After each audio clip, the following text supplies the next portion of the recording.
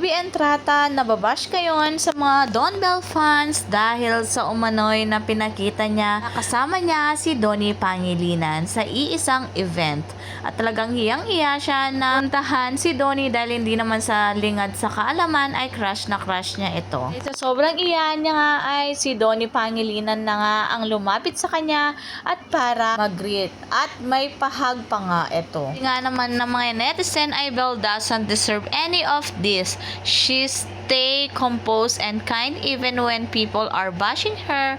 She's just the genuine throughout her career.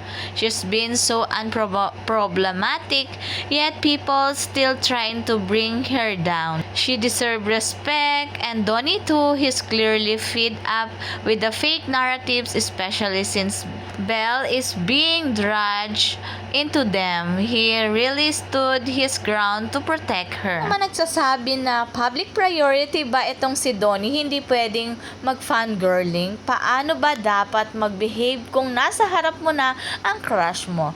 Kanya-kanya yan. Para ang lagay neto, bawal kang kiligin at maingay kapag nakita mo ang crush mo. First time nga na nagsalita si Donnie kay Belle Mariano. Sabi nga niya sa mga fans, "Hey guys, I'm out of the country right now on the short break, but I've been seeing a lot online. I don't usually speak up, but I think it's about time we stop spreading hate and consistently comparing people. There are far more important things happening in our country. Feel like I've gotten too comfortable throwing hate online without thinking about how that affects actual human beings who have done nothing wrong. This is for all fandoms, artists' lives too.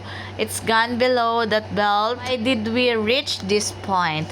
As for Belle, please keep her out of your narratives. She's beautiful, talented, and most importantly, has a great heart. Nothing you say and do will change that." Nga nila, dapat ganyan kapag nakikita niya na nasasaktan na sa online kakabash kay Belle Mariano, dapat talaga ay magsalita na siya.